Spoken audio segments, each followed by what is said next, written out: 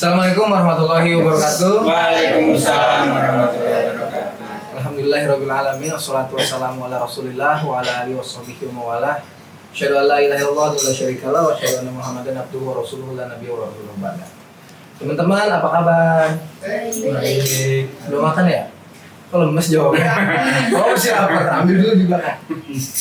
Ya, hari ini kita mau ngobrol-ngobrol santai ya. Kita mau ngambil info dari siapa namanya Bapak? Kita 1 jam bersama peduli sahabat. Gimana kayak ya tadi? Lupa. 1 jam bersama peduli sahabat kayak gitu ya? Gitu ya? Iya, ore. Kayak gue main cabutan. Ya teman-teman, alhamdulillah kita Allah kumpulkan lagi di tempat yang insya Allah Allah muliakan. Ini sebagai salah satu tanda kita bersyukur pada Allah. Kita akan mengambil ilmu dari seorang ya yang perjalanannya penuh liku. Memang orang tua ya, karena kan perjalanannya udah lama gitu, udah panjang. Assalamualaikum Pak Anton. Waalaikumsalam. Tegang banget. Malu ya dilihatin. Pak Anton, sekarang Pak Anton umur berapa? 40 tahun. 40 tahun. Kenapa saya tanya umur? Saya biar nggak kepolosan kalau misalnya ngecengin Pak Anton kan. Iya. Orang tua nggak boleh dicengin terlalu berlebihan. Nama lengkapnya siapa? Nama lengkap siapa? Anton Kristiono. Anton Kristiono. Orang Jawa ya. Tadi pertanyaan Kristiono atau Kristianto? Saya mau konfirmasi nih. Kristiono. Orang Jawa, Malang kayaknya. Udah berkeluarga Pak? Udah lah, Udah ya? Iyalah. Anak berapa? 3. 3. Istri? Alhamdulillah. Alhamdulillah. Rumah tinggal di mana? Di TST. Iya. Bisa Oh berarti tadi dari BSD ke Ciracas dulu tempat Iya. kasihnya. Iya. Jam 7 pagi berangkat. Jam 7 pagi ya? Iya. Tadi karena buru-buru mungkin Pak Anton belum sarapan kan? Iya. Nggak dicurhat sih, Iya. pakai sarapan. Udah ada sarapan. Teman-teman perlu ketahui beliau ini kami hadirkan untuk kita semua. Itu karena memang kalau menurut kita amazing ya. Karena perjalanan beliau yang awalnya muslim kemudian menjadi non muslim dan kembali ke muslim supaya nanti kita bisa mengambil hikmah itu dari perjalanan beliau. Jadi siapkan pertanyaan kalau nanti memang ada hal-hal yang serius untuk ditanyakan. Berarti Pak Anton ini sebelumnya muslim. Iya. Terus lock out. Terus login lagi. Gitu ya? Iya. Iya kan? Agak loading agak lama itu. Minta maaf ya. Bapak dulu udah muslim nih. Iya kan? Orang-orang mau login, Bapak lock out terus Iya. login lagi. yang bikin kita tegang karena dia istilahnya tuh kadang Agak bingung gitu ya. Makanya memang perbedaan anak muda sama orang tua kan. Mohon maaf nih Pak. kita menyesuaikan gaya anak muda sama orang tua ini ini gak apa nih. Tapi dapat nanti insya Allah. Iya. Pak Anton, saya tertarik kenapa Pak Anton ninggalin Islam? Karena perlu di riset lagi ya. Latar belakang keluarganya seperti apa tuh Jadi- sebelum memutuskan keluar Islam nanti itu? Jadi Rasulullah SAW itu bersabda bahwa sesungguhnya manusia itu lahir dalam keadaan fitrah. Oke. Jadi ketika seseorang itu lahir dalam beragama Islam dari keluarga yang Islam maka dia menjadi Islam. Kalau orang itu lahir dari keluarga Kristen maka dia akan menjadi Kristen. Orang lahir dari keluarga Yahudi akan menjadi orang Yahudi dan sebagainya. Jadi intinya kita itu pada dasarnya lahir nama yang menentukan orang lain, kemudian termasuk agama tadi. Nah, kebetulan keluarga saya lahir di Malang 25 April 83 dari keluarga yang Islam yang sederhana. Bahkan kalau bisa dibilang Islamnya ini masih Islam berbau kejawen nggak sih? Jadi masih saya pernah puasa mutih 2 tahun gitu. Sebentar. Puasa mutih itu apa nih kan kita mungkin nggak teman-teman nggak tahu tuh. Ada yang tahu Puasa mutih itu apa tuh? Ada yang tahu nggak puasa Nggak mutih? ada yang tahu. Ada yang nggak tahu? Air putih rasi. Apa sih? Coba Pak jelasin Pak. Gitu. Jadi cuma makan nasi putih, Nasi sama- putih sama jadi nggak boleh yang lain ya? nggak boleh makan daging sama yang lain, sebuah puasa supaya belajar ilmu kebal, ilmu pengasihan. Oh, iya. Gitu kan. Sampai kan kakek buyut saya tuh seorang kiai. Jadi di Malang itu dijadikan nama Jalan Kiai Parsajaya Malang. Nah itu setiap malam Jumat Legi itu saya mulai maghrib sampai subuh itu di kuburan itu baca sholawat naria. Jadi ada kuburan keramat, di sana ada kuburan keramat, cari keris dan sebagainya. Jadi itu Islam. Jadi kenapa saya Islam saya pada saat itu memang Islam yang semacam itu ya. Kejawen. Ya, jadi makanya perlu diriset. Jadi makanya ketika orang tanya, loh, kenapa dulu kamu lahir Islam, masuk Kristen kok Islam lagi? Karena apa? Karena sesungguhnya Islam yang saya dapatkan saat ini, saya November 2008 masuk Islam lagi. Nah, itu berbeda dengan Islam saya yang dulu. Oh iya. Karena Islam saya yang dulu, saya sampai pikir kayak gini ya, kok Islam nggak logika?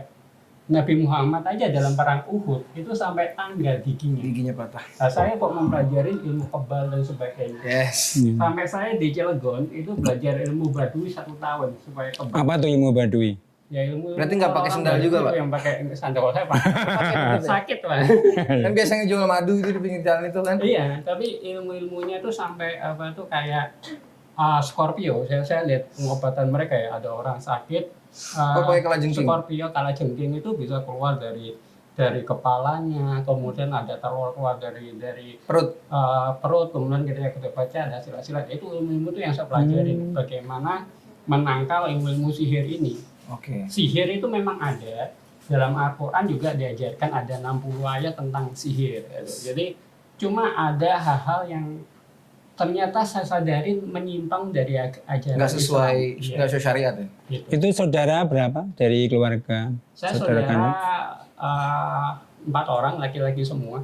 Bapak ibu lengkap ya waktu itu. Iya. Lengkap. Kalau sekarang udah meninggal semua. Iya. Nah itu latar belakangnya waktu itu bagaimana tuh kondisi keluarga? Bapak bekerja, ibu atau gimana? Kondisi keluarga saya keluarga yang sederhana, di mana bapak saya tuh sopir. Kemudian ketika di sela-sela waktunya jadi tukang becak, jadi memang keluarga Di Malang itu ya? Di Malang, ibu rumah tangga biasa gitu kan. Jadi ya sebenarnya biasa-biasa saja, tapi ketika kemudian saya kelas 5 SD tahun 95 itu bapak saya memutuskan menikah lagi. Ya kan, dari poligami itu yang membuat akhirnya keluarga yang biasa-biasa saja tidak ada gejolak. Yes. Tiba-tiba ketika bapak berpoligami, disinilah muncul gejolak. Berarti stop, maaf saya potong sebentar. Berarti gara-gara poligami tadi, salah satu faktor yang Bapak akhirnya lock out dari Islam tadi. Jadi sebenarnya yang salah bukan poligaminya ya, karena poligami merupakan ajaran Islam yang disyaratkan dalam Islam, dan dalam poligami itu bisa ada semacam keutamaan ya, plus minus ya gitu ya, poligami, mengkaji poligami gitu. Tapi intinya pada saat itu di mana keluarga yang ekonominya sederhana, kemudian di bapak menikah lagi, di mana waktu lebih banyak dengan istri yang kedua. Kemudian saya sempat ikut ibu tiri dan sebagainya. Di situ membuat saya menjadi benci terhadap poligami pada saat itu. Jadi saya enggak, ini kok Islam yang mengajarkan poligami, pada poligami itu membuat hidup saya sengsara. Jadi di keluarganya Pak Anton tidak mendapatkan kehangatan ya, kasih sayang gitu ya. Mungkin karena nggak ada tadi ya Kak.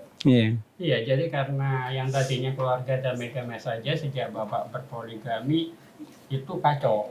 Minta maaf Pak, kalaupun misalnya itu pribadi nggak usah dijawab ya. Apakah misalnya sampai yang lempar-lemparan piring lah kalau ada piring ya? Gitu enggak? Ada KDRT gitu enggak ya? Jadi ibu saya orang yang sangat sabar, di mana dia jangankan kemarin. Jadi waktu saya flashback Oktober 2017 ya, ketika bapak saya meninggal, ibu saya tuh dengan istri bapak saya yang kedua yang menghancurkan rumah tangganya tuh bisa berpelukan sampai nangis. Jadi ibu saya itu Masya Allah, ya. seorang yang pemaaf, dan walaupun suaminya direbut orang lain, dia sama istri keduanya, sama anak-anak tirinya tuh baik sekali. Tidak ada kebencian sama sekali. Tapi justru dari pihak mereka yang ke ibu saya yang selalu menyakiti. Yang baru.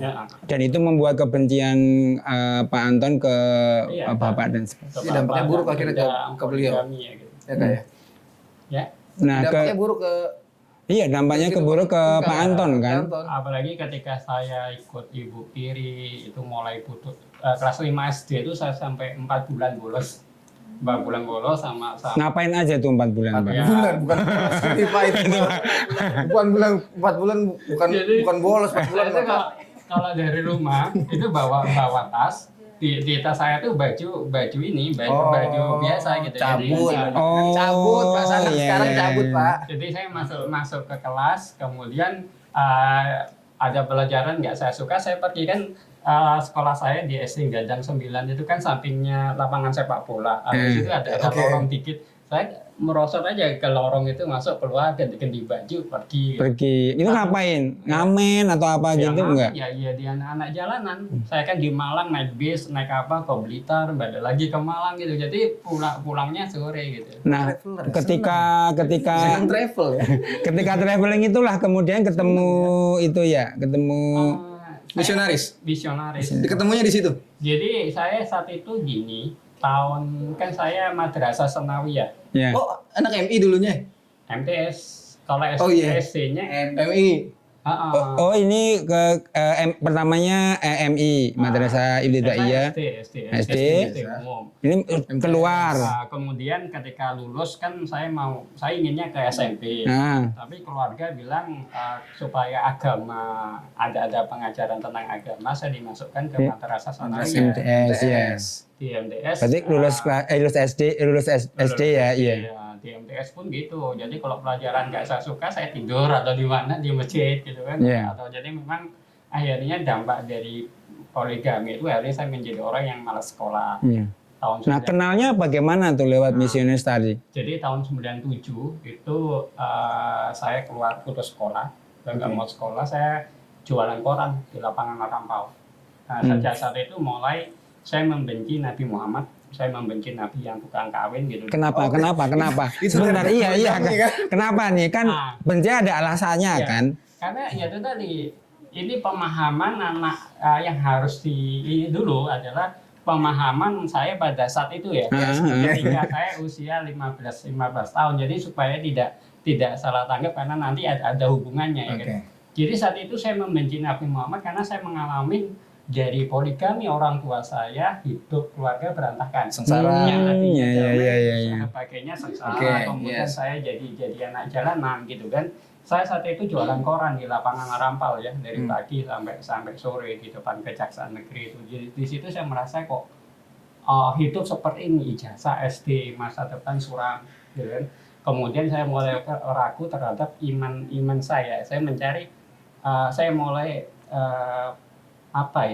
merasa bahwa Yesus Kristus itu adalah juru selamat saya. Yesus mengampiri hidup saya di mana saya itu yang nggak ada tujuan hidup, tiba-tiba Yesus hadir dalam diri saya. Siapa yang bawa Yesus hadir ke dalam diri Bapak pertama kali? Dari misionaris, dari teman. Ketemunya di mana itu? Ketemunya? Dalam proses kan gini, jadi perbedaannya Islam dengan Kristen sampai sekarang. Kalau di gereja itu misionaris itu hadir.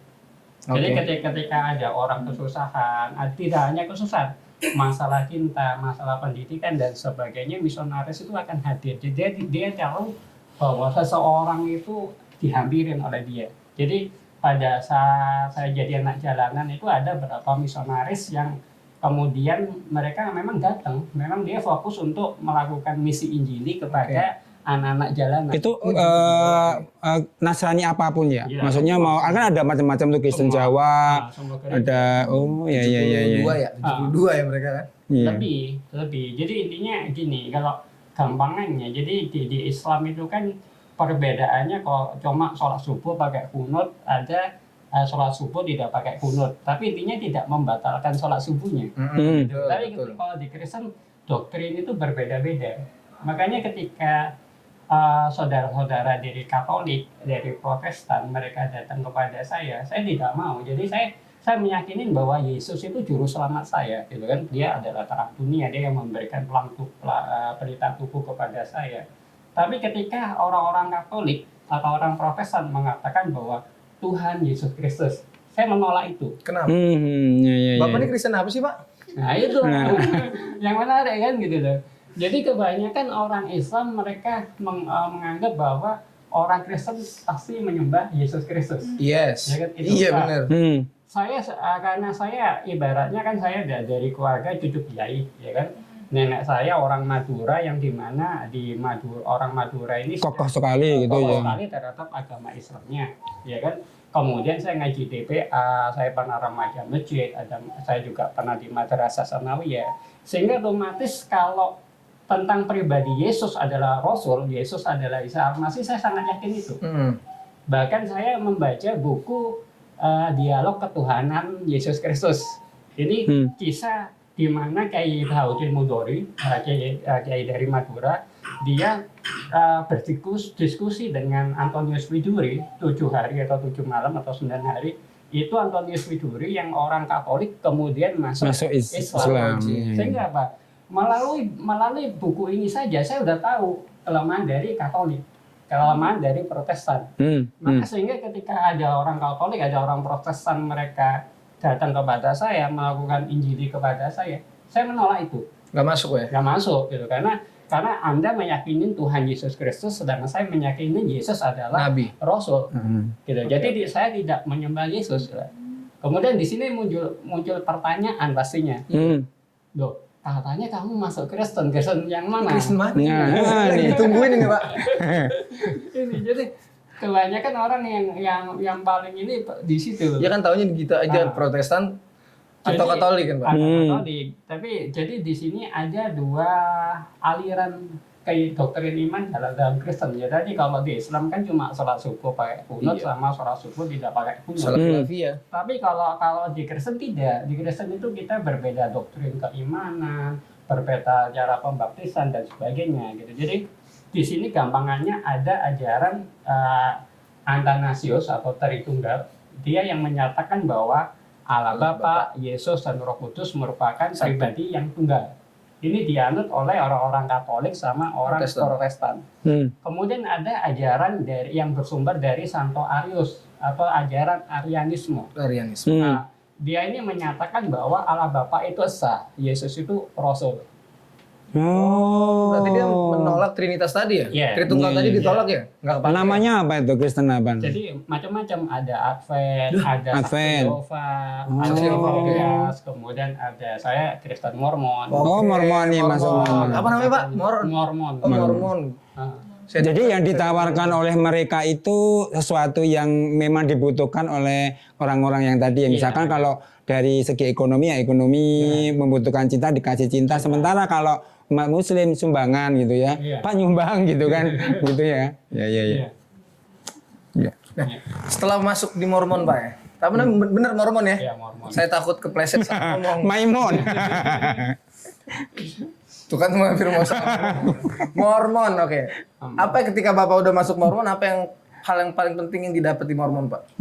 Jadi Mormon atau nama gerejanya Gereja Yesus Kristus dari Orang Suci Zaman Akhir. Ini berarti SMP tadi ya? Gereja Yesus Kristus dari Orang Suci Zaman Akhir. Kalau misionarisnya itu dilihat di set Google, misionaris Mormon itu selalu pakai baju hem putih, langsung ada dasi. Di sini ada pinnya, emblemnya. Ini ya? Kayak gitu. ada nama gereja, ada nama orangnya. Resmi gitu pakaiannya orang Mormon. Disebut Mormon karena kitabnya kitab Mormon. Jadi dia didirikan oleh Joseph Smith, seorang Yahudi Amerika. Joseph Smith merasa bahwa semua manusia jatuh, gereja-gereja udah jatuh dalam pemurtatan. Bahwa gereja pada saat ini itu tidak lagi sesuai dengan ajaran Yesus. Berarti yang selain itu dianggap murtad ya? Dianggap bahwa tidak sesuai ajaran Yesus, dan Joseph Smith merasa perlu memulihkan gereja. Makanya gereja didirikan oleh 12 rasul. Nah, jadi ada kalau Yesus kan ada 12 rasul. Maka Mormon sekarang juga dipimpin oleh 12 rasul. Yang paling unik, kenapa saya bisa masuk dari Islam masuk ke Kristen Mormon di sini? Ternyata ada kesamaan ajaran antara Mormon dan Islam. Jadi nggak beda-beda jauh amat gitu lah ya. Beda-beda. Suatu contoh tadi, kalau orang Katolik, orang Protestan mengatakan bahwa Allah Bapa, Yesus dan Roh Kudus satu pribadi yang tunggal. Kalau Mormon itu menolak itu. Dasarnya apa? Dasarnya salah satunya bukti adalah ketika Yesus Kristus ini adalah Isa Al-Masih. Nah, kemudian dia dibaptis oleh Yohanes Pembaptis, anak Zakaria. Yohanes Pembaptis John itu Baptist. Nabi Yahya, ya kan? Yesus dan Yohanes Pembaptis ada di dalam air, kolam air, pembaptisan melalui di kolam. Nah, kemudian ada burung merpati di langit, ada suara dari surga. Jadi antara Yesus pribadi Roh Kudus yang dilambangkan oleh burung merpati dan suara dari surga yang melambangkan Allah Bapa itu berbeda. Berbeda ya, iya ya. Bukan pribadi yang satu. Yes. Makanya Yesus mengatakan, inilah hidup yang kekal. Karena mereka telah mengenal Engkau satu-satunya Allah yang benar dan telah mengenal Yesus Kristus yang telah Engkau utus. Inilah hidup yang kekal, hidup menuju surga. Karena apa? Karena mereka telah mengenal Engkau satu-satunya Allah yang benar. Ya. Satu-satunya Allah yang benar berartinya Tuhan itu satu. La ilaha illallah.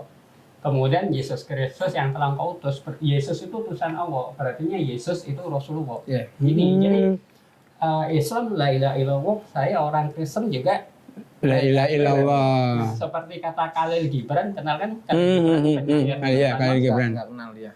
Tahu. Jadi Khalil Gibran dari Kristen Maronit itu mengatakan, katakanlah la ilaha illallah tapi tetaplah Kristen. Kristen Maronit ada lagi namanya. Tambah pusing ya kita. Tapi sebenarnya udah kejawab ketika kenapa Pak Anton masuk Kristen Mormon, salah satunya karena itu. Karena sama-sama Dasarnya basicnya sama lah ya. Nah, karena saya pikir di Islam menyembah Allah yang esa, Yesus Rasul. Di saya di Kristen Mormon juga sama, la ilaha illallah juga. Jadi walaupun saya murtad secara agama, tapi secara iman kan saya tetap tauhid. Kan semua dosa diampuni oleh Allah kecuali syirik. Syirik saat itu kayak gitu. Kemudian kalau Katolik Protestan mengatakan bahwa Yesus Kristus lahir ke dunia untuk menebus dosa manusia. Benar. Jadi anggapannya bahwa semua manusia sejak Adam keluar dari surga itu menanggung dosa waris Adam. Nah, Yesus datang ke dunia ini untuk menebus dosa, disalibkan untuk menebus dosa. Enak juga ya. Enak juga. Saya berbuat dosa aja banyak-banyak. Udah digituin kok. Tapi di Kristen Mormon diajarkan bahwa semua manusia menanggung dosa masing-masing. Berarti mirip ya. Mirip sih, bener. Kemudian minuman memabukkan haram. Iya. Di Kristen Mormon juga minuman memabukkan haram. Babi? Saya paling itu daging. Oh nanti ya. B2 boleh tadi. Nah apa nih yang dipelajari ketika Pak Anton masuk ke Mormon itu kan tentunya banyak pelajaran yang diambil ke sana gitu kan. Salah satu yang sebenarnya terjadi pertentangan yang cukup dalam adalah masalah poligami tadi. Saya keluar dari Islam karena membenci poligami. Tapi ternyata di Mormon poligami juga diperbolehkan. Oke. Jadi di Amerika Serikat lagi gitu. Gue mau keluar dari situ buat hindarin poligami, di sini ketemu lagi. Ini supaya pemahamannya biar ini ya. Biar utuh ya. Karena apa sekarang ini banyak misionaris yang membuat gimana orang Islam membenci syariat Islam termasuk poligami. Gitu kan? Padahal di sana sendiri ada. Jadi di Utah Amerika Serikat di pusat gereja Mormon itu mereka ada komunitas Mormon yang melakukan poligami gitu. Itu seperti itu. Di situ membuat saya seperti ini. Jadi intinya saya mulai damai dengan poligami itu sendiri walaupun sampai sekarang saya istri masih satu ya. Mau nambah nih Pak? Enggak ya jangan dulu. Itu. Jadi intinya itu yang pertama. Yang kedua, akhirnya saya selalu mencari ketahuitan. Jadi ada satu sabda Yesus tentang hal kekhawatiran. Janganlah kamu khawatir apa yang kamu makan, janganlah kamu khawatir apa yang kamu minum, dan janganlah khawatir apa yang kamu pakai. Carilah dulu kebenaran kerajaan Allah, maka kamu akan mendapatkannya. Jadi motivasi saya itu bagaimana mencari ajaran Allah yang sebenarnya. Urusan hidup nanti dicukupin gitu maksudnya kan. Di Mormon itu kan banyak strategi kan, mereka tadi rapi. Nah, itu apa yang dipelajari Bang Anton di momen tadi? Apa yang strategi apa untuk mereka menyebarkan, memutakan tadi? Jadi misionaris itu image-nya kan sukanya datang ke lapak-lapak pemulung, kayak kemarin saya ngisi di lapak pemulung ya. Jadi setiap hari Minggu, setiap Jumat, setiap hari libur, misionaris itu datang ke lapak pemulung.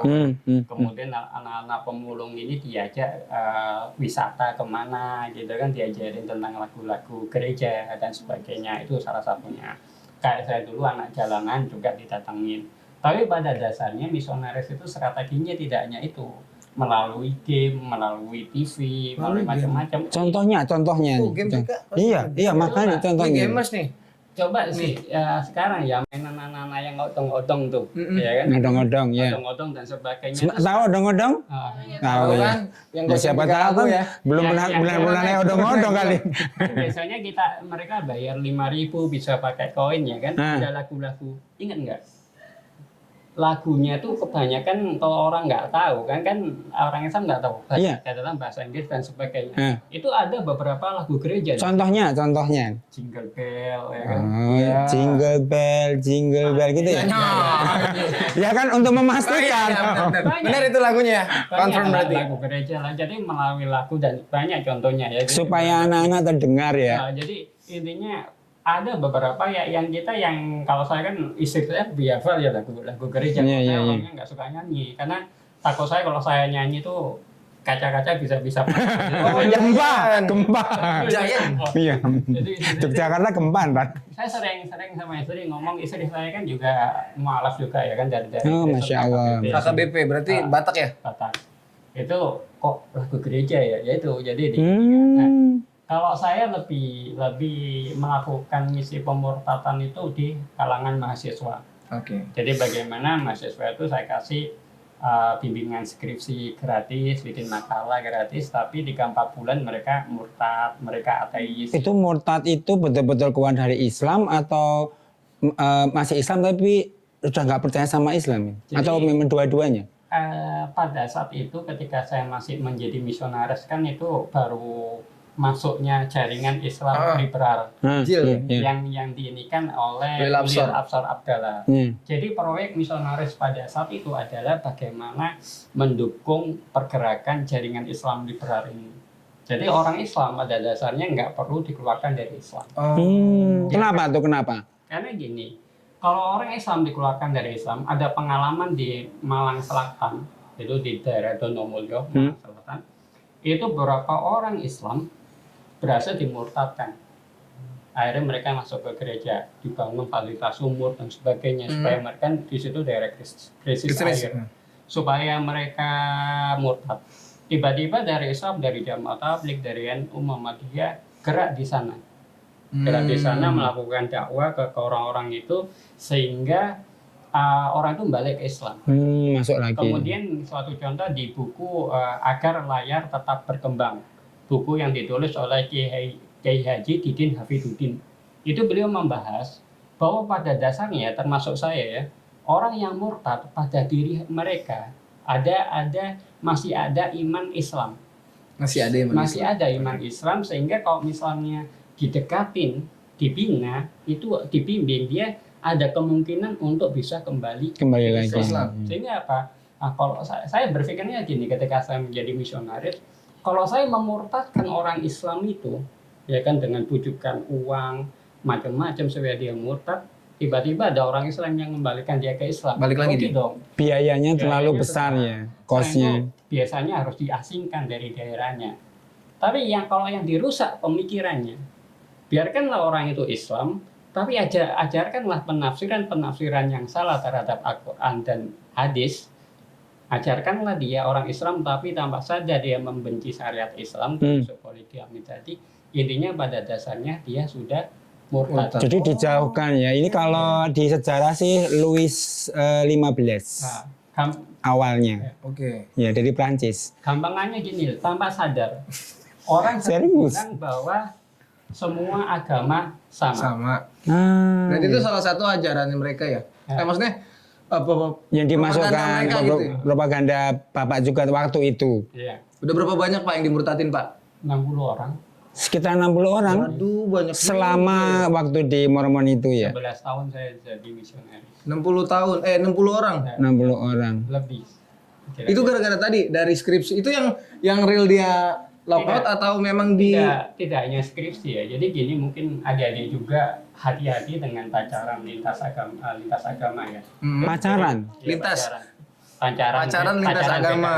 gitu kan. pacaran Jadi- Bisa jadi kaos. Pacaran lintas agama. pacaran lintas agama atau beda agama gitu. Jadi gini, ada teman saya satu gereja, Heeh. dia pacaran sama anak Islam, yang awalnya jilbab Berarti yang laki-laki yang Mormon, Yang yang Mormon. perempuan yang Islam. Islam. Dia jilbaban, anaknya santri lah, jadi penampilannya muslimah banget ya. Hmm. Kemudian pacaran sama teman saya, terjadilah seks pranikah di situ, Astagfirullah. gitu kan. Jadi kemudian Premarital seks namanya iya, ya. jadi terjadi seks pranikah di Seks situ. pranikah. Kemudian dari pihak perempuan menuntut supaya dinikahin. Hmm. Teman saya bilang, kamu yakin nggak bisa memasukkan dia ke Islam? Ke Mormon. Ke Mormon. Kamu yakin nggak bisa memasukkan dia ke Mormon? Tidak. Kalau kamu nggak yakin bisa memasukkan dia ke Mormon dan saya ragu kamu bisa memasukkan dia, mending kamu putus anak ini. Nah, gimana caranya? Orang tuanya nuntut gini-gini. Jadi dia udah orang tuanya dia udah disuruh ke Kediri. Dia bilang, saya aja yang datang ke sana. Akhirnya saya datang, kan KTP saya masih Islam. Iya, iya, iya. Saya bilang, Bu, saya orang Islam, ini teman saya orang Kristen. Bagaimana kok ibu ibaratnya menyuruh anak ibu menikah sama teman saya yang Kristen ini dan akhirnya nanti murtad, dosanya lebih besar lagi, Bu. Otomatis ibunya mikir kan, sama bapaknya kan.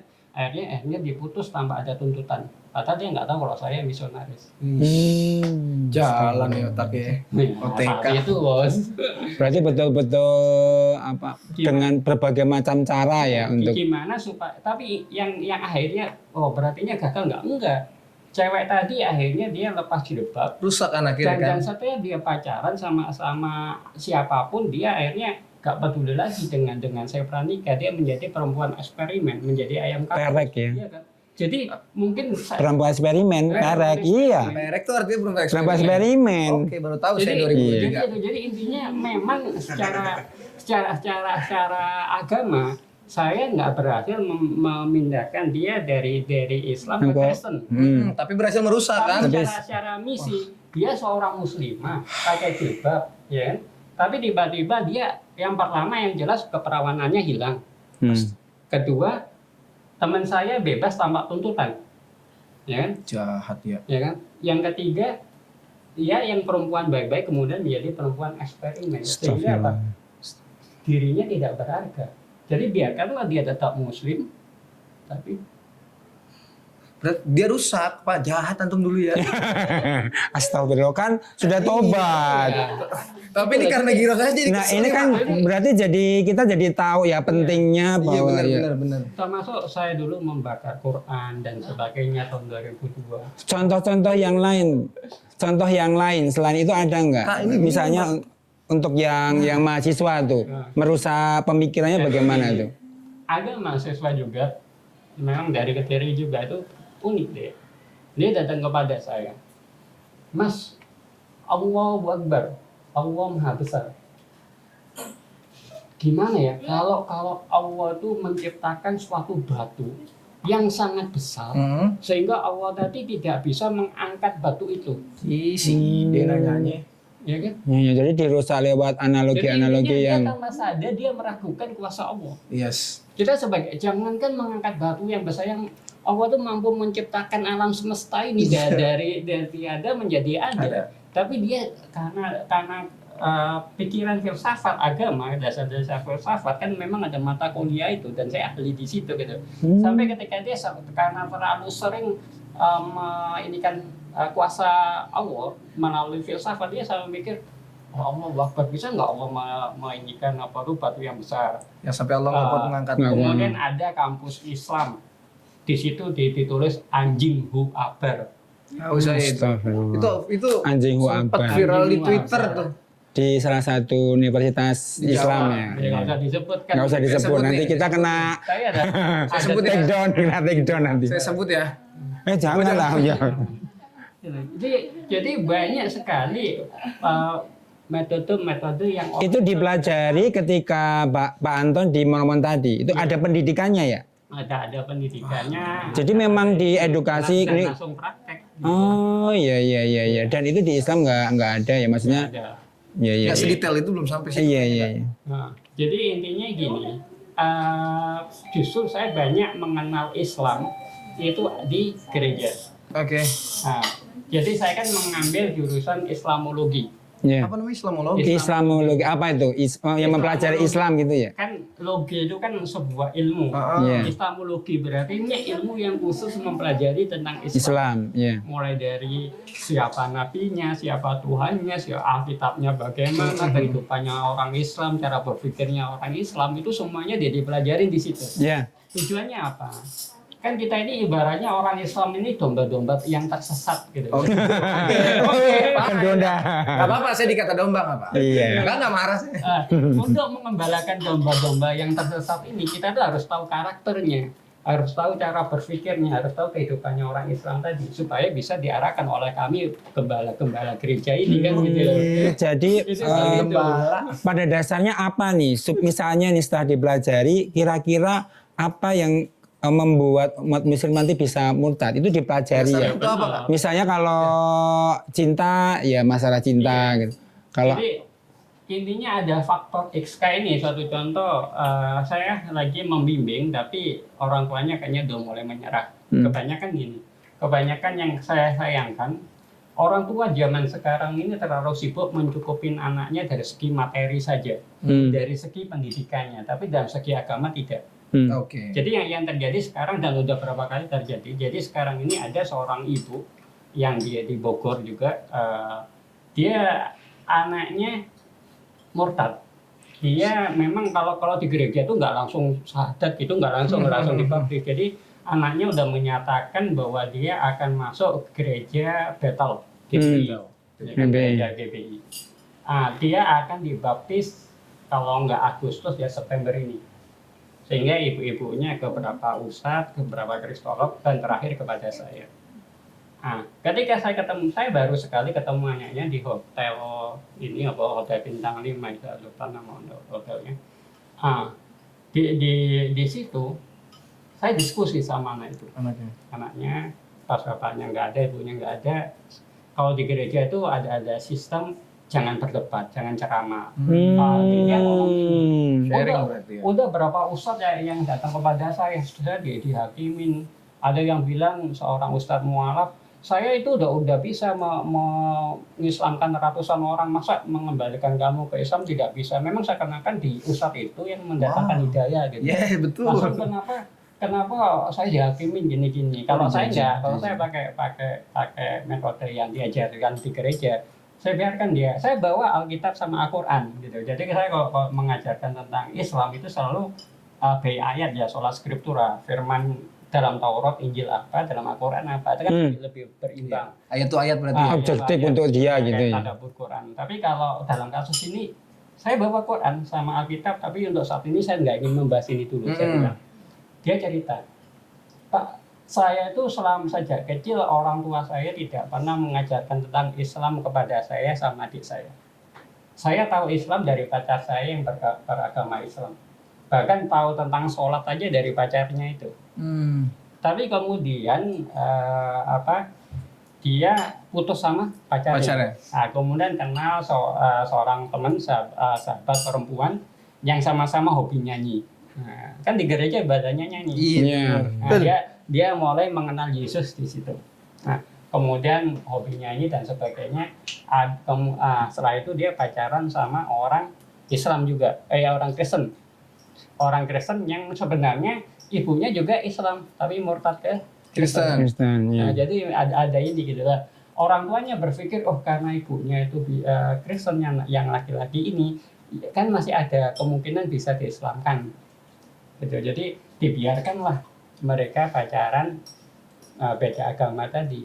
Tapi nggak tahu kalau ternyata yang pihak gereja itu selalu mendekatin, kemudian ketika kebetulan dia itu punya pekerjaan di sebuah perusahaan yang semuanya orang Kristen, selalu dia di situ diutamakan ke luar negeri dan sebagainya. Jadi cinta kasih, diberi kasih, kehangatan ekonomi, gitu Dia ya. lagi kosong tiba-tiba diisi. Diisi di situ ya. Masuk. Maka jadi dia tentang Islamnya tidak paham, kemudian dengan semua ini dia sampai ngomong bahwa percuma kalau Bapak ketemu saya berapa kali, karena bagi saya Yesus yang utama, malah Bapak ini tidak setia pada Yesus. Karena apa? Karena saya dari Islam, Kristen, Islam lagi. Berarti saya tidak setia kepada Yesus. Padahal tentang itu bisa saya perdebatkan lagi. Dan itu Pak Anton mendengarkan dulu ya, enggak berdebat gitu ya. Cuma Sementara banyak orang tua yang Datang tiba-tiba kadang berdebat. enggak, misalnya ini sama anaknya ketika wah enggak boleh gitu ya. Cuma memang gini, jadi yang harusnya kami ketemu lagi ini saya sampai sekarang dari orang tuanya belum dikasih jadwal untuk ketemu lagi gitu, karena mungkin entah karena terlalu sayang atau gimana. Jadi kebanyakan kasus-kasus kayak gini akhirnya orang tuanya yang mungkin dia menyerah gitu loh. Jadi kita harusnya sebagai, saya bilang kepada ibunya maupun kepada bapaknya, oke lah, anggap aja anak ini murtad, dia dibaptis Agustus atau September.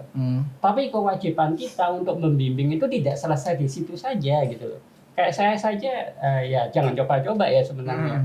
Tapi saya alhamdulillah saya tahun 98 saya masuk Kristen, alhamdulillah 2008 saya bisa masuk Islam lagi. Itu kenapa itu? 10 tahun. Kenapa kemudian Bapak Anton memutuskan masuk ke Islam lagi itu? Jadi gini, keluarga saya baru tahu saya murtad itu ketika saya dari Cilegon pulang, tiba-tiba di rumah saya baca Quran. Astagfirullah, ya. Jadi saya kan punya waktu madrasah Sanawi ya, saya punya Al-Quran, punya kitab Bukhari Muslim, seperangkat alat sholat dan sebagainya.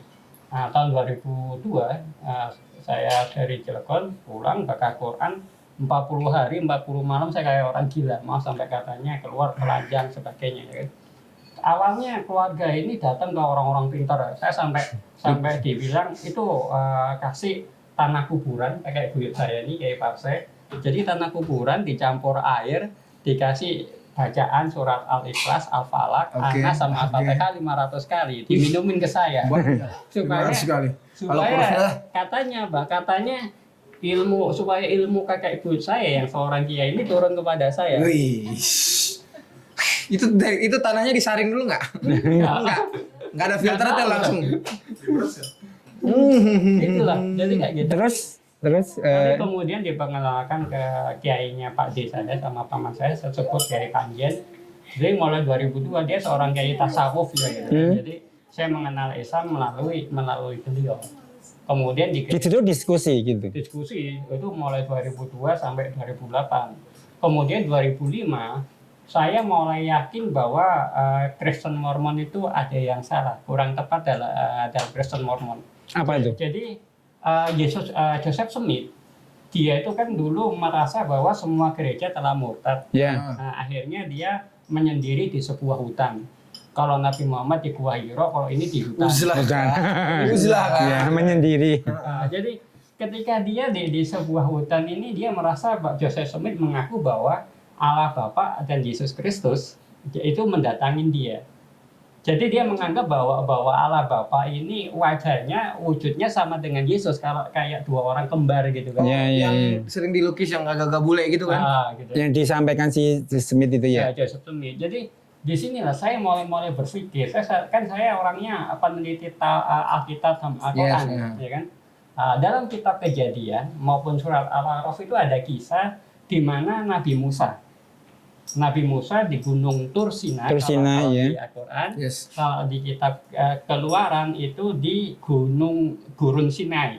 Nah, dia sama-sama intinya ketika Musa ingin melihat wajah Allah tadi di Gunung Tur Sinai, dia tidak mampu melihat wajah Allah tadi, gitu, karena malah dia pingsan dan gunung-gunung meletus. Nah, dalam kitab Keluaran ini juga ada, bahkan dalam Alkitab ditegaskan bahwa siapa yang melihat wajah Allah maka mati.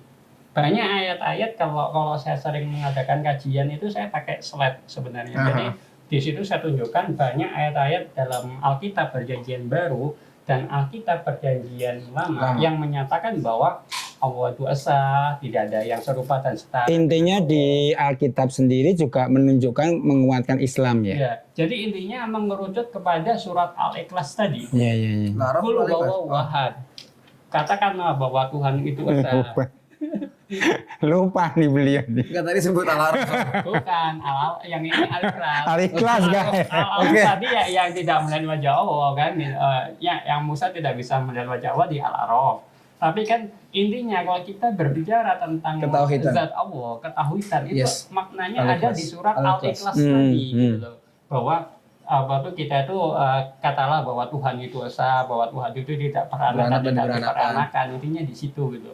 Makanya kemudian di surat An-Nisa 171 itu kan dikatakan, hai orang Kristen, janganlah kamu ahli kitab, janganlah kamu melampaui batas, katakan hal yang benar terhadap Tuhanmu ya kan.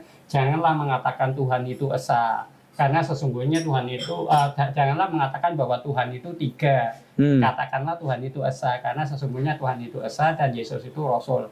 Ini apa yang ada dalam surat An-Nisa 171 ini dibenarkan oleh Yesus Kristus sendiri dalam Injil Yohanes pasal 17 ayat 3 tadi. Inilah hidup yang kekal karena mereka telah mengenal Engkau satu-satunya Allah yang benar dan telah mengenal Yesus Kristus yang telah Engkau utus. Jadi saya selalu kalau dalam metode penelitian kualitatif itu triangulasi data. Ya. Jadi intinya satu tema saya ingat dengan yang lain dalam beberapa tema setelah di Alkitab Al-Quran selama Diambil benang merahnya sama gitu ya ya. kan, intinya sama. Sehingga 2005 saya mulai tidak percaya dengan Mormon. Akhirnya saya keluar dari Mormon, mau masuk. Saya mengakui bahwa Islam adalah agama yang benar. Tapi hidayah belum turun ke saya. Tapi sudah mengakui. Sudah mengakui gitu. Minimal punya modal dah kayak. Karena salah satunya motif ekonomi ya. Ijazah saya sampai sekarang SD. Oke. Cita-cita saya saat itu menjadi dosen teologi. Saya ingin menjadi penatua gereja atau pendeta ya, atau pastor ya. Kalau di gereja saya kan penatua gereja. Saya ingin menjadi doktor honoris causa. Kalau saya masuk Islam itu enggak kandas tuh.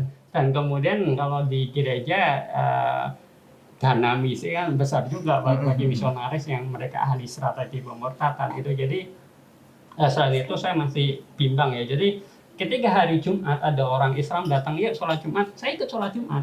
Tapi hari Minggu saya tetap haleluya. Oke. Gereja, gitu. Oke. Oh, toleransi sekali Bapak ini. Bablasan tapi toleransi. Jadi Itu belum nikah ya? Belum. Nah kemudian masuk Islamnya di tahun? Akhirnya suatu ketika Pak D saya manggil saya ke rumahnya. Jadi sama Pak D saya disodorin buku-buku Al-Ghazali, buku-buku Al-Hikam sama yang lain. Saya bilang, Pak D itu buku itu saya pelajarin di gereja. Karena tadi saya Islamologi kan, jadi beberapa bukunya ulama-ulama Islam saya pelajarin. Tapi hidayah itu belum turun ke saya.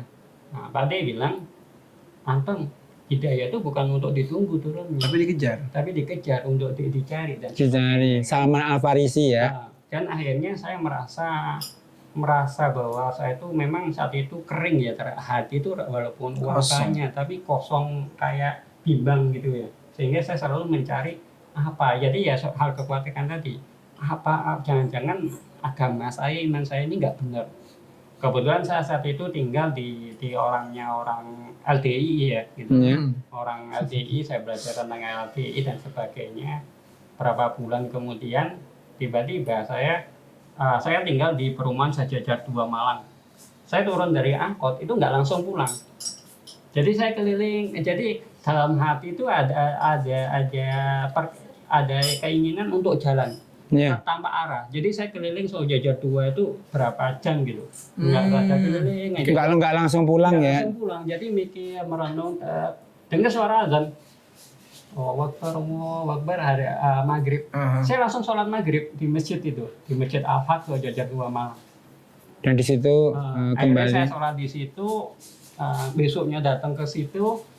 Berapa hari saya temuin takmirnya, Pak saya izin tinggal di sini Pak. Jadi semua pekerjaan saya tinggal Saya tinggal di Masjid Al-Haq, Jajar 2 Malang. Saya ikut kurus, ya kan mereka jamaah tabligh. Iya. Ikut kurus jalan kaki 40 hari dan sebagainya. Akhirnya baru 2019 saya ke Jakarta ketika istimanya mereka gitu. Jadi saat itu ya memang benar hidayah itu karena Allah. Iya. Jadi yang tadinya saya sebagai misionaris saya selalu berani targetkan, oh si A ini orang Islam ini 3-4 bulan bisa saya murtadkan atau saya ateiskan itu ketika saya menjadi misionaris. Bisa didiagnosa begini, Nah, Pak. tapi ketika saya menjadi seorang muslim, alhamdulillah sejak 2008 saya masuk Islam, saya istiqomah tidak menanggulangi pemurtadan, langsung mengenalkan Islam dari kajian studi Alkitab Al-Quran. Tapi saya sadar bahwa hidayah itu tidak karena Tidak saya, bisa betul. dibeli ya. tapi karena Allah. Ya, saya sendiri dulu enggak sama sekali Kepikiran buat balik lagi. saya sangat benci Nabi Muhammad, saya sangat membenci Islam, bahkan Al-Quran pun saya bakar gitu kan. Sehingga saat itu saya tidak ada kepikiran kalau saya akan kembali kepada Islam. Masya Allah. Ya. Tapi ketika Allah berkehendak, ya kan, kemudian kita berusaha mencari, dapatlah hidayah itu. Masya Allah. Ya. Sebelum ke para teman-teman pertanyaan nih Pak Anton, apa pesan bagi keluarga Muslim supaya mereka tetap menjaga keimanannya? Apa pesan Bang Anton? Jadi terutama untuk adik-adik yang masih dalam proses mencari jati diri, hati-hatilah dalam memilih pasangan, cinta dan sebagainya. Itu yang paling penting, karena salah satu pendekatan terhadap anak-anak ini yang pertama pasti adalah melalui cinta. Pemurtatan dari melalui cinta, kalau cinta beda agama banyak korbannya di situ. Yang kedua melalui pemikiran yang termasuk ini, apalagi ada adik perempuan. Oh, saya benci poligami. Padahal poligami itu termasuk yang disyariatkan. Itu juga Pertanyaannya intinya 15 gini menit. loh. Jangan terlalu membenci. Pasti ada hikmah di situ. Tapi kita pun sebagai laki-laki jangan sembarangan berpoligami kan. Kita ada hak dan kewajibannya. Jadi perdalamin hal-hal yang benar. Jangankan tentang poligami. Mengucapkan semua agama sama, itu pun bisa murtad tanpa sadar. Mencacatkan tauhid. Karena apa? Karena pada dasarnya dalam Islam la ikraha fiddin. Jadi hanya Islam satu-satunya agama yang diridhoi di sisi Allah, ya kan? Jadi karena apa? Karena sekarang selain melalui pacaran beda agama, yang kedua melalui liberalisme sama sekularisme. Perlu di teman-teman ketahui bahwa Islam itu dari dulu Islam ya, termasuk mulai dari Nabi Adam itu semua namanya semua Islam. Nah, cuma menjadi Nasrani dan sebagainya karena itu berkaitan dengan suku-suku dan sebagainya ya. Gitu. Jadi sebetulnya semua dulu Islam, cuma jangan sampai disalahartikan bahwa Islam yang sekarang gitu. Jadi semua agama yang dibawa oleh Nabi dan Rasul adalah Islam. Ya. Kalaupun ada perbedaannya, itu perbedaan khilafiyah ya. Tadi yang saya contohkan bahwa ketika kita sholat subuh tidak pakai qunut dan ketika kita sholat subuh nggak pakai qunut, sholat subuhnya sah. Ketika kita ketika sholat suatu contoh membaca Al-Fatihah, itu bismillahnya dikeraskan maupun tidak tetap sah, tidak menggugurkan.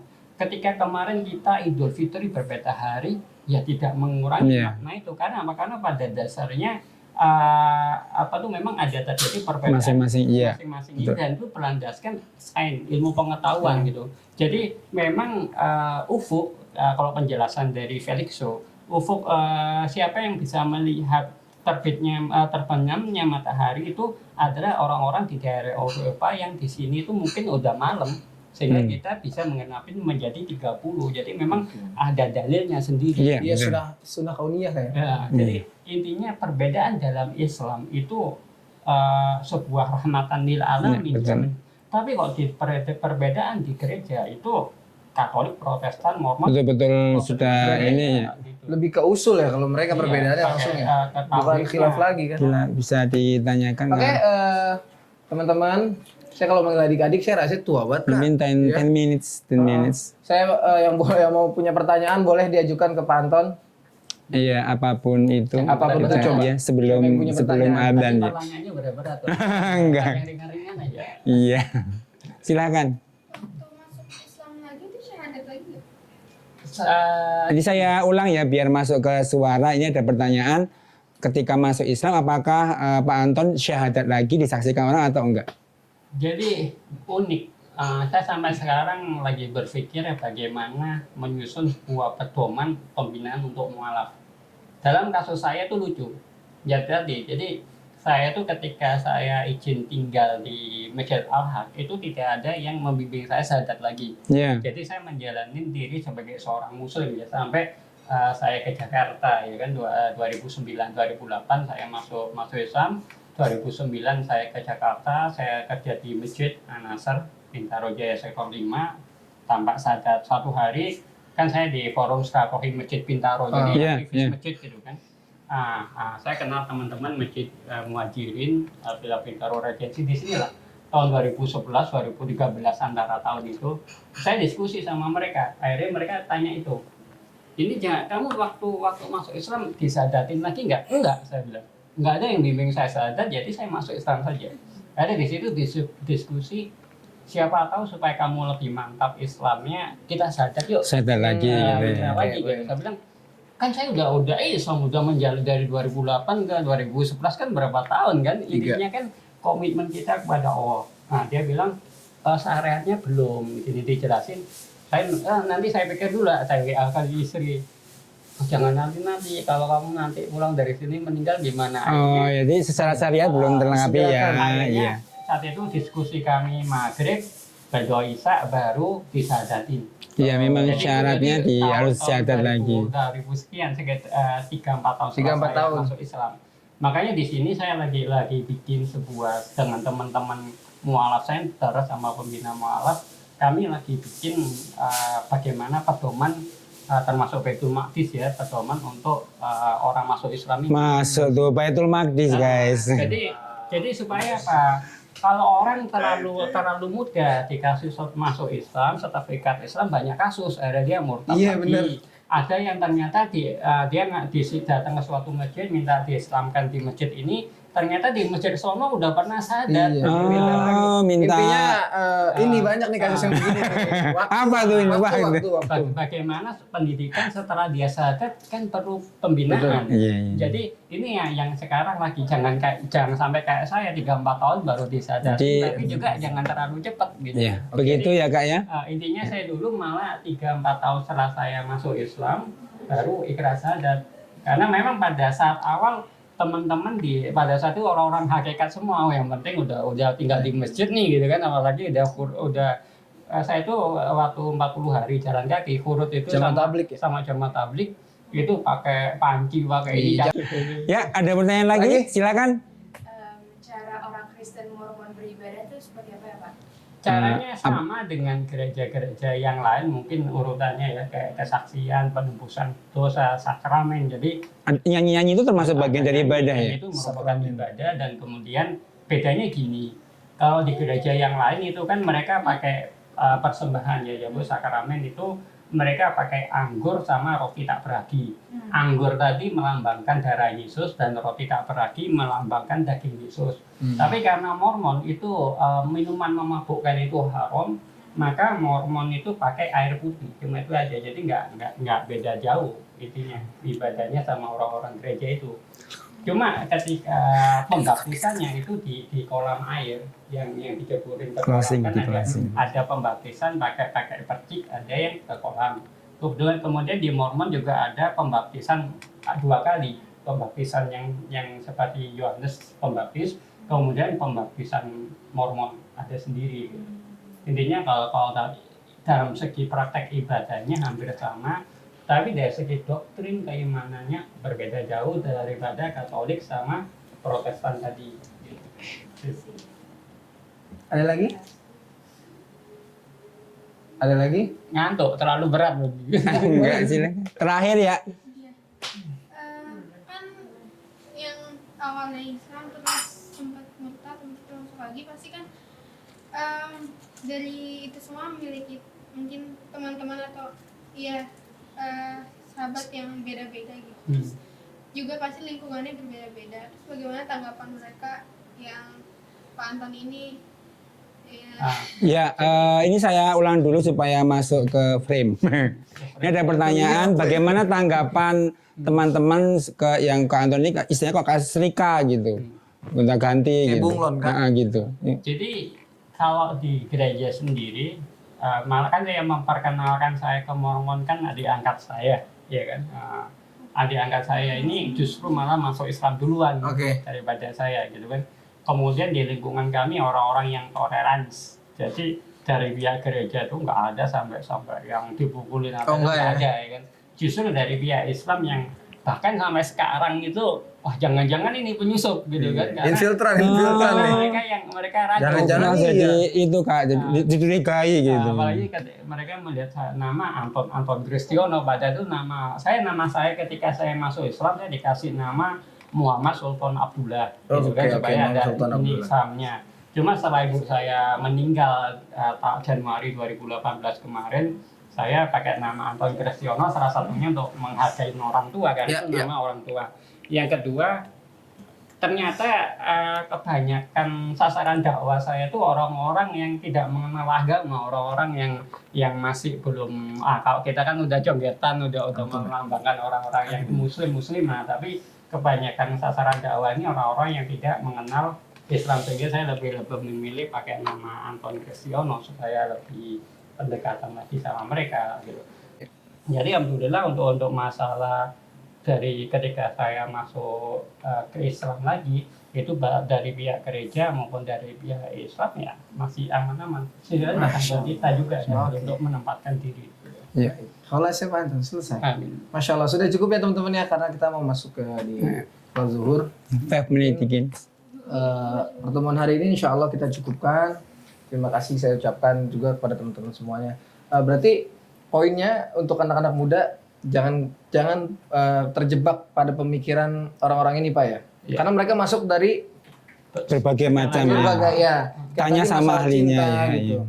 Jadi intinya gini, ketika satu metode saya mendekatin si A ini nggak mau murtad, nggak mau langsung murtad ke Kristen.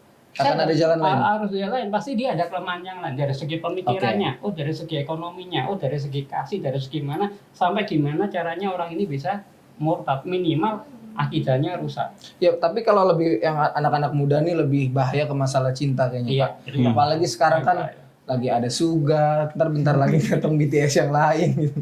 Itu anak-anak muda hari ini kan hype-nya memang lagi hype ke arah sana Kak. Iya. Makanya yang paling diwanti-wanti masalahnya masalah cinta, terus keilmuannya juga ditambahkan.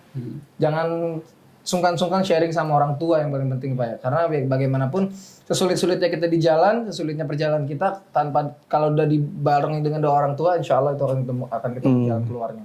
Terima kasih kepada teman-teman, kepada tuan rumah yang telah menyediakan. Jazakallah khairan, jazakumullah khair, udah menyempatkan waktu di sini, udah mengundang kami lagi. Saya baru di depan hari ini. Terima kasih, semoga ke depan insya Allah kita bisa ketemu lagi. Sebelum saya tutup, kita ucapkan alhamdulillah majelis. Subhanakallahumma wa bihamdika asyhadu an la ilaha illa anta astaghfiruka. Assalamualaikum warahmatullahi wabarakatuh. Waalaikumsalam warahmatullahi wabarakatuh.